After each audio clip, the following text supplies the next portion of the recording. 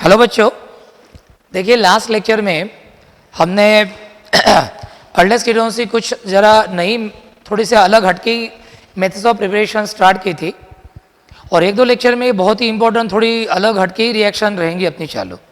तो ये दो चार लेक्चर बहुत ही इंपॉर्टेंट है। वैसे हर लेक्चर इंपॉर्टेंट रहता है, लेकिन ये लेक्चर थोड़ा से ये रिएक्शन थोड़ी अलग है।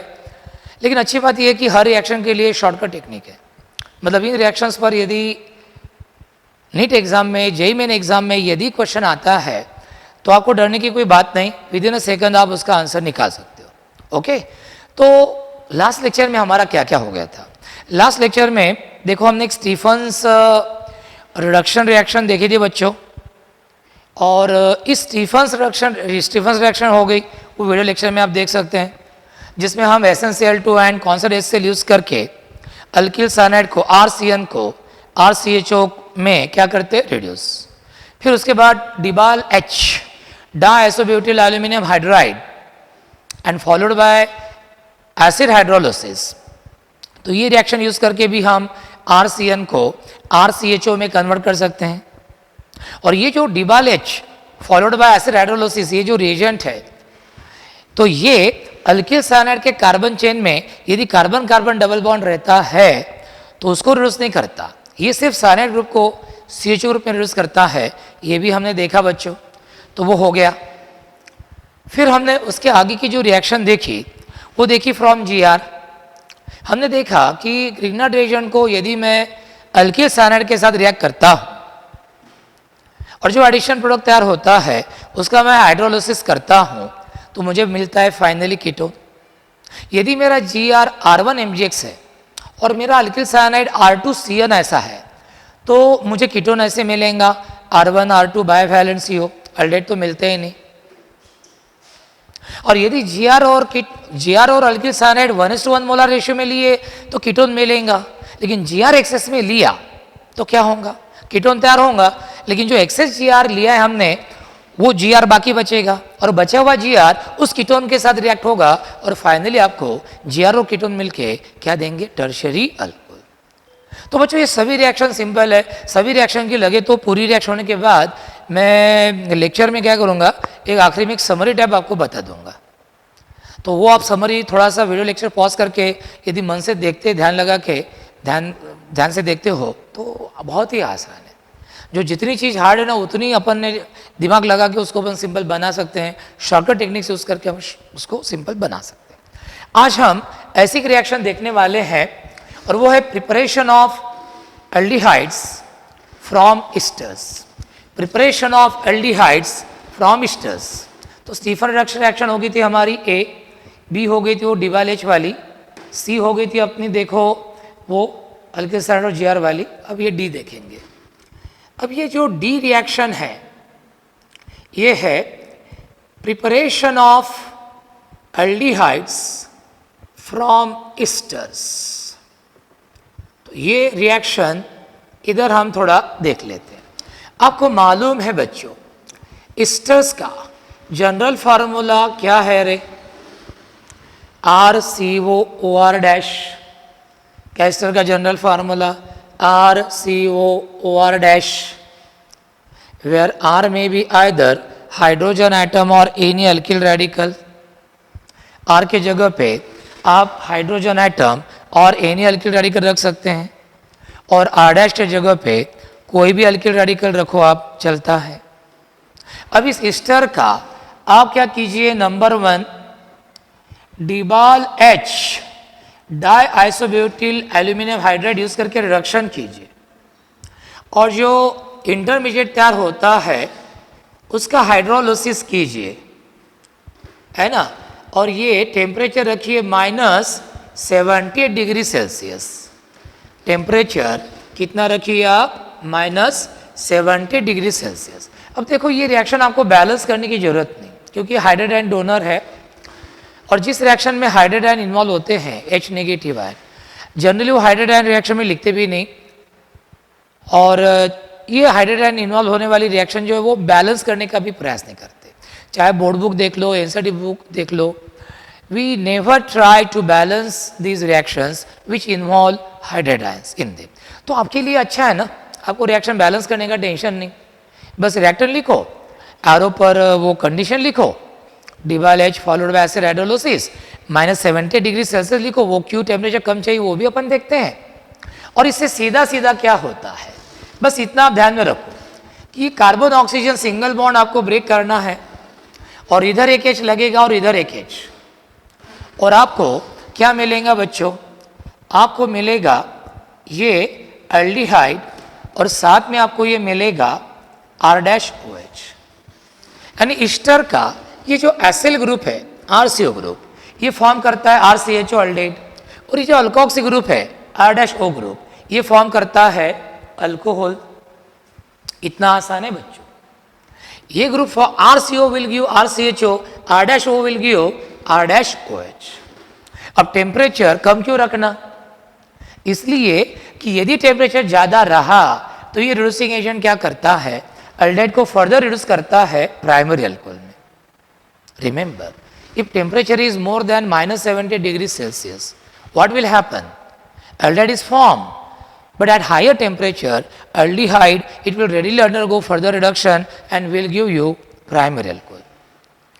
So to avoid the formation of primary alcohol, we keep the temperature of reaction mixture -70 degree Celsius. तो कितना आसान है बच्चों, ये ग्रुप फॉर्म करता है एल्डेहाइड, ये ग्रुप फॉर्म करता है अल्कोहल।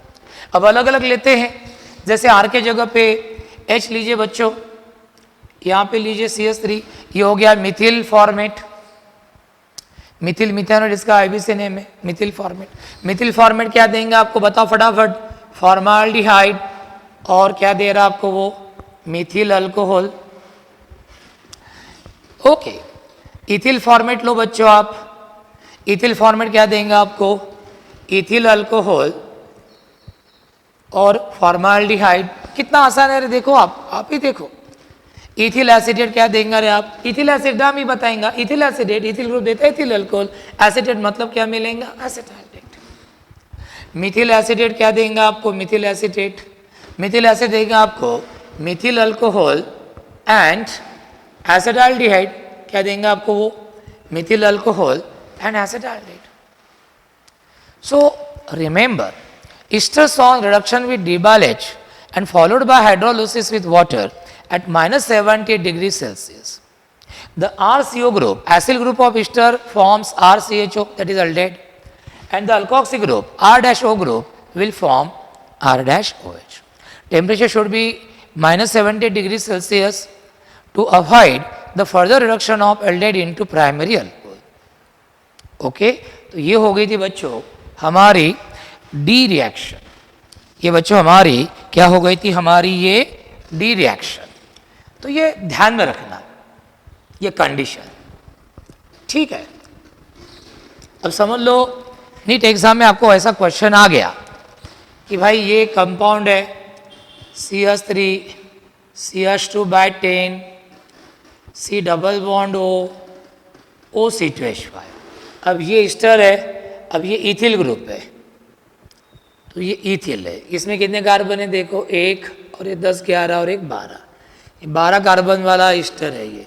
तो इथिल डो डेक्यानोएट ये इसका नाम है।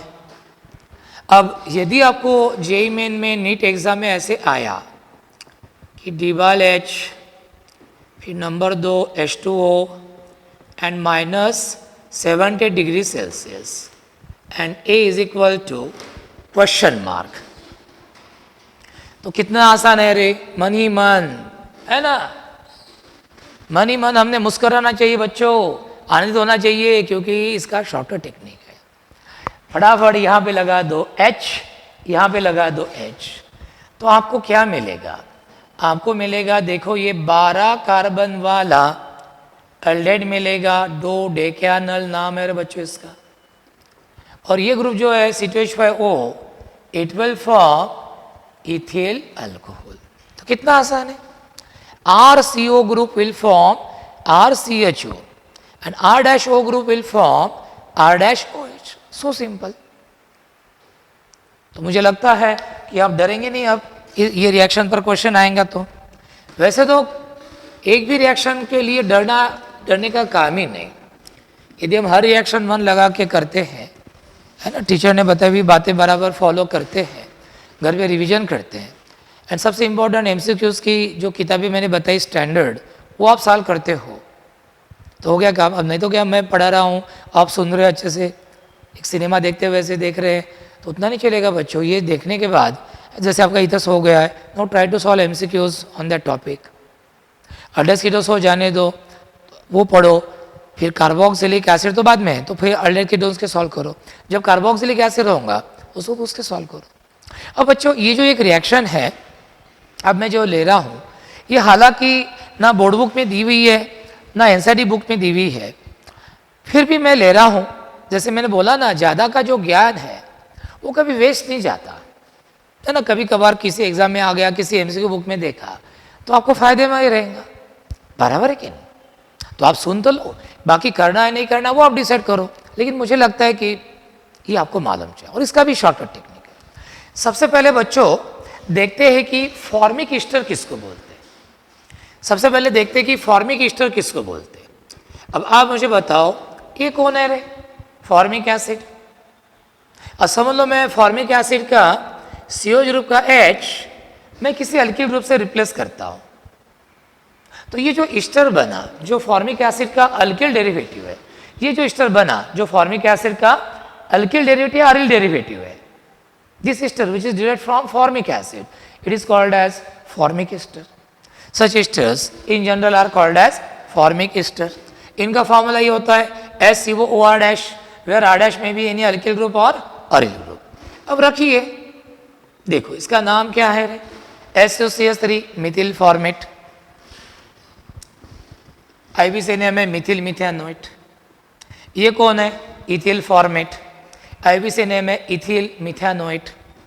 इस तरह अब समझ लो ये है CH2 CH2 CH3, ये है N प्रोपिल फॉर्मेट।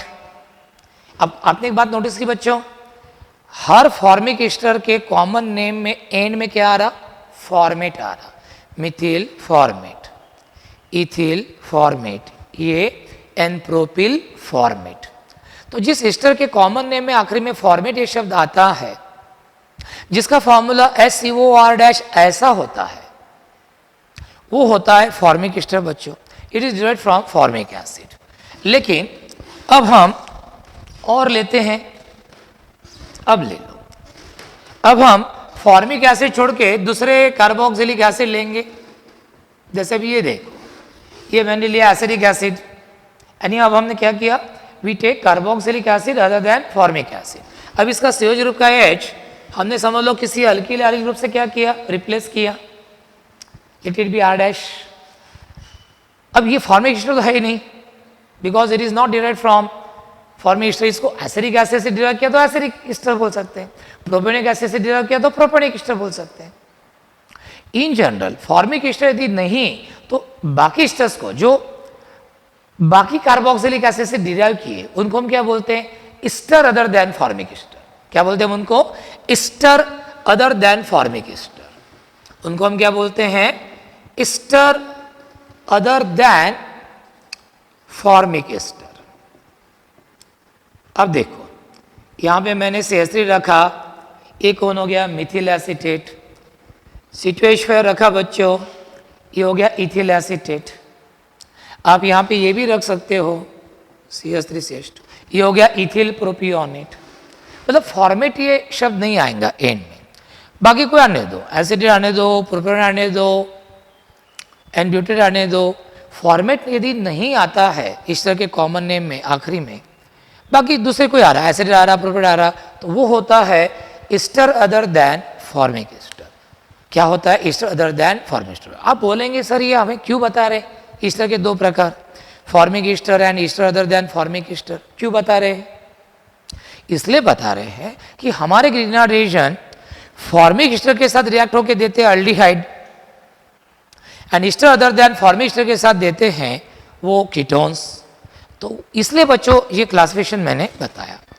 चलो अब सबसे पहले हम देखते हैं ग्रीनहार्ड रिएक्शन की फॉर्मिक ईस्टर के साथ रिएक्शन, है ना। ये रिएक्शन आपको अच्छे से दिखे तो जूम करके मैं आपको थोड़ा सा बताता हूं ताकि आपको दिखे बराबर। कोई डाउट नहीं आना चाहिए। अब देखो ग्रिग्नार्ड रिएजेंट का क्या फार्मूला है रे? ग्रिग्नार्ड रिएजेंट का फार्मूला, ग्रिग्नार्ड रिएजेंट का फार्मूला है Rmgx। क्या फार्मूला है? Rmgx, ठीक है, या R1mgx लीजिए इधर। अब फॉर्मिक एस्टर का फार्मूला क्या है मालूम है आपको? S है ना, C double bond O single bond OR dash. ये कौन है? Formic ester. क्यों भाई? क्योंकि ये फॉर्मिक एसिड से डिराइव किया SCOOH, H के जगह पे R dash.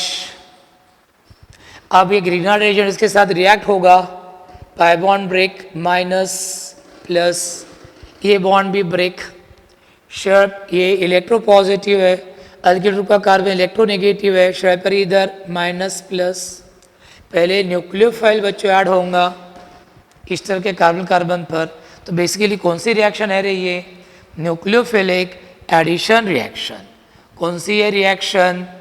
Nucleophilic addition reaction. फिर ये MgX पॉजिटिव इधर जाएगा, सॉरी इधर नहीं, ये MgX पॉजिटिव इधर जाएगा रे। अब क्या होगा देखो, ये देखो, ये पहले मैं ऐसे लिख लेता हूँ, H सिंगल बॉन्ड C, ये पाई बॉन्ड ब्रेक हो गया तो कार्बन की एक वैलेंस फ्री होगी ऑक्सीजन की, और ये तो एज इट इज है रे बच्चों। पाई बॉन्ड ब्रेक हो गया, कार्बन की एक वैलेंस फ्री ऑक्सीजन की, कार्बन पर कौन ज्वाइन हो गया? R1, minus plus cancel, bond form, O negative को कोर डैश हो गया MgX पॉजिटिव, और हमें ये मिला एडिशन प्रोडक्ट। अब इस एडिशन प्रोडक्ट का बच्चों क्या करेंगे? डाइल्यूट HCl से हाइड्रोलिसिस, क्या लगेगा मुझे? एक वाटर मॉलिक्यूल। कैसे बॉन्ड ब्रेकिंग होगा? ये बॉन्ड ब्रेक होगा और ये बॉन्ड ब्रेक होगा। वाटर का HH बॉन्ड भी ब्रेक होगा, HOH का H अल्कोक्सी ग्रुप को डैश होगा और OH Mg ग्रुप को।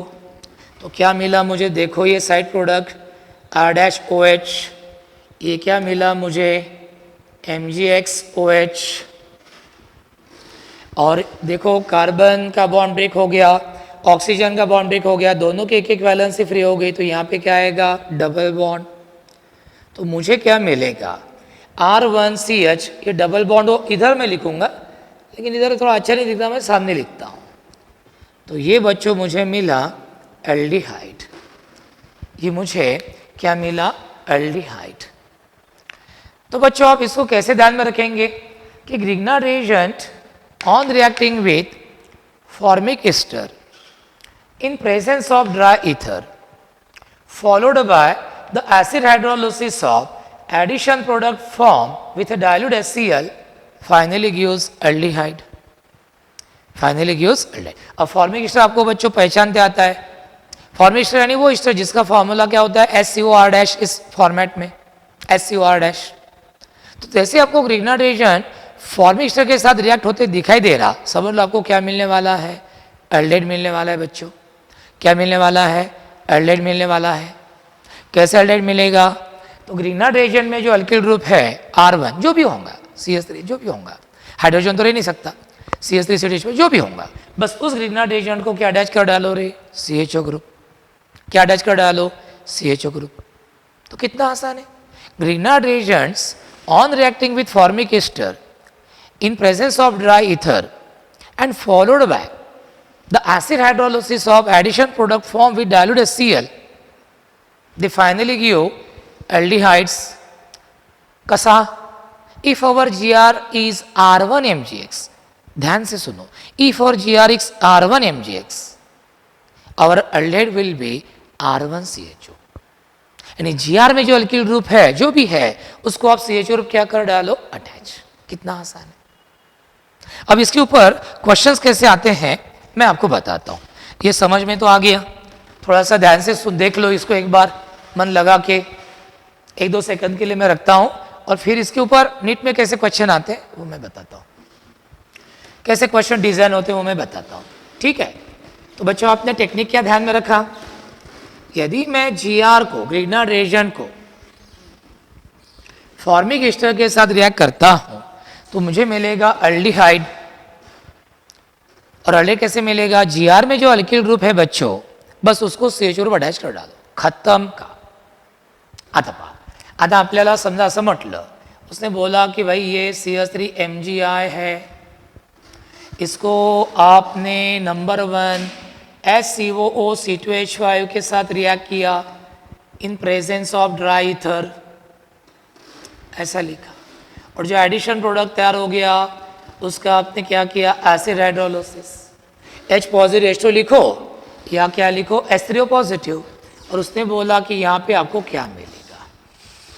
तो हमारे दिमाग की बत्ती जलनी चाहिए फटाक से, है ना? ट्यूबलाइट जैसा काम नहीं चाहिए, आराम आराम से नहीं, फटाक से बिल्कुल। आपने क्या सोचना चाहिए? अरे ये GR है और इथिल फॉर्मेट आ रहा नाम में, मतलब ये कौन है? Formic ester. फॉर्मिक एस्टर के साथ तो GR क्या देता है? अल्डिहाइड। कौन सा वाला? GR में जो अल्किल ग्रुप होगा, जैसे यहाँ पे CH3 है तो वो CH3 CHO मिलेगा, ये ग्रुप फॉर्म करेगा अल्कोहल, इथिल अल्कोहल। तो कितना आसान है बच्चों।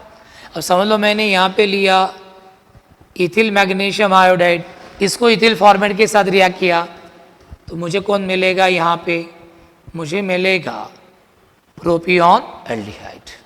तो इस तरह आसान है बच्चों। तो आपको शॉर्टकट टेक्निक क्या ध्यान में रखना है कि GR यदि फॉर्मिक एस्टर के साथ रिएक्ट होता है और जो एडिशन प्रोडक्ट फॉर्म हुआ उसका एसिड हाइड्रोलिसिस से हम करते हैं तो मुझे मिलेगा फाइनली एल्डिहाइड। कैसा एल्डिहाइड? GR में जो भी अल्किल ग्रुप होगा उस अल्किल ग्रुप को क्या लगा दो? CH ग्रुप लगा दो। ऐसा करके जो एल्डिहाइड बनेगा वो हमारा आंसर। बाय द वे बच्चों, आपको एक बात ध्यान में आई?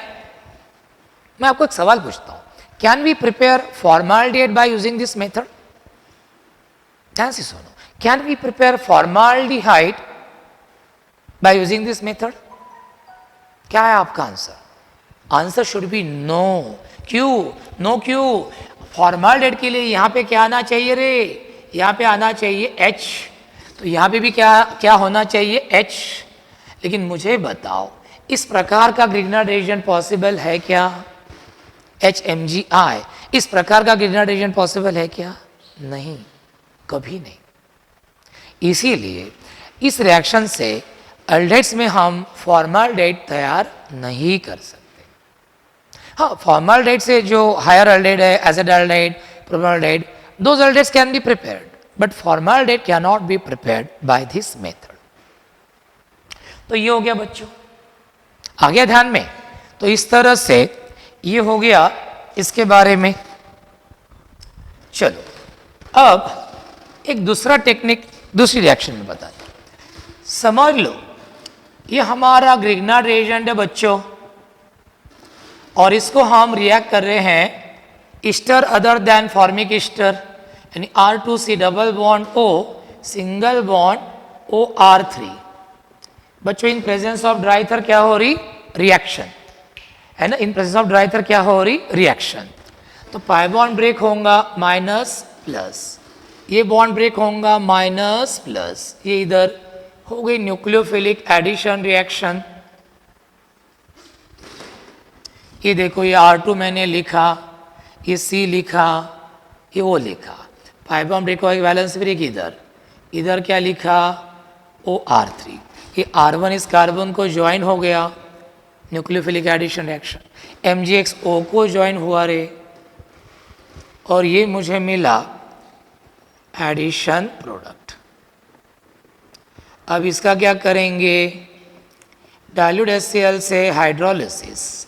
क्या होगा? ये बॉन्ड ब्रेक, ये bond break, HH bond break, H इधर क्या मिला रे मुझे? ये क्या मिला? R3OH और HOH का OH इधर क्या मिला मुझे? MgXOH। और इधर कार्बन ऑक्सीजन के वैलेंसेस फ्री हो गई बॉन्ड ब्रेक होने के कारण। तो क्या मिला मुझे? कीटोन मिला। क्या मिला मुझे? कीटोन मिला बच्चों। So remember, Grignard reagents on reacting with esters other than formic esters in presence of dry ether and then followed by acid hydrolysis of addition product formed with dilute HCl finally gives ketone. Formic ester के साथ अल्डेट other than फॉर्माल्डेट दे रहा था वो, और ester other than formic ester के साथ क्या दे रहा वो, कीटोन दे रहा। अब कैसा कीटोन, ध्यान से सुनना, कैसा कीटोन, कीटोन की वैलेंसी कितनी होती है, 2। एक वैलेंसी सेटिस्फाई करो जीआर के एल्किल ग्रुप से, एक वैलेंसी सेटिस्फाई करो जीआर के एल्किल ग्रुप से, देखो मैंने R1 से की, और दूसरी वैलेंसी कीटोनिक ग्रुप की जो वैलेंसी है वो सेटिस्फाई करो ये जो एसिल ग्रुप का, ये जो एसिल ग्रुप का अल्किल ग्रुप होता है उससे सेटिस्फाई करो। जो अल्कोक्सी ग्रुप का अल्किल ग्रुप है वो तो अल्कोहल फॉर्म करता है, तो एसिल ग्रुप का जो अल्किल ग्रुप है वो यहाँ पे आएगा। कितना आसान है, तो कितना आसान है कि Grignard reagents react with Easter other than formic Easter and finally give ketones. Okay, यदि हमारा जीआर है R1 MgX और हमारा ईस्टर है R2COO R3, तो कीटोन कैसे मिलेगा, R1 R2CO। अब बस एक मिनट के अंदर, 2 मिनट के अंदर इसके ऊपर क्वेश्चन कैसे आता है मैं ले लेता हूं और खत्म काम अपना। फिर ध्यान से देखिएगा, और जब मैं क्वेश्चन लिखता हूं तो try to get the answer. ऐसा नहीं कि भाई सर लिख रहे तो सर निकाल के देंगे, मैं दूंगा, लेकिन आपको आना चाहिए ना, आपका भी माइंड अलर्ट होना चाहिए। ये देखो CH3 MgI, इसको मैंने रिएक्ट किया CH3CO2H5 इथिल एसिटेट के साथ in presence of dry ether. अब ये फॉर्मिक ईस्टर नहीं है, क्या है, Easter other than formic Easter, ketone मिलने वाला है मुझे, और इसका करो एसिड हाइड्रोलिसिस। तो क्या करना भाई, मुझे मिलेगा कीटोन, एक वैलेंसी जीआर के एल्किल ग्रुप से और दूसरी वैलेंसी ईस्टर का जो एसिल ग्रुप है, उस एसिल ग्रुप का जो अल्किल ग्रुप है उससे सेटिस्फाई करो, हो गया, एसीटोन तैयार हो गया। 1 सेकंड के बच्चों, 1 सेकंड के अंदर आंसर निकल आता है, कुछ भी प्रॉब्लम। यहाँ पे आपने ये लिया C2H5 MgI और ये लिया ईस्टर, तो आपको क्या मिलेगा, आपको मिलेगा इथिल मिथिल कीटोन। इस तरह आपने ये लिया इथिल मैश आयोडाइड और इथिल प्रोपैनोएट, तो आपको क्या मिलेगा, डाइथिल कीटोन। तो बच्चों इतना आसान है। सो रिमेंबर कि Grignard reagents on reacting with formic ester followed by acid hydrolysis of addition product formed with dilute HCl finally give aldehydes other than formaldehyde. If our GR is R1 MgX, we will get R1 CHO, and if GR reacts with ester other than formic ester, then finally we will get R1 R2 CO. If our GR is R1 MgX and ester is R2 COO R3, then we will get ketone like this, R1 R2 CO, and all ketones can be prepared. सिर्फ aldehyde में फॉर्माल्डेहाइड इस method से तैयार नहीं होता। ठीक है, तो ये था बच्चों इस रिएक्शन के बारे में। ठीक है, तो अच्छे से देखिएगा, और कोई डाउट रहा तो कमेंट बॉक्स में आप मुझे पूछिएगा। Thank you very much.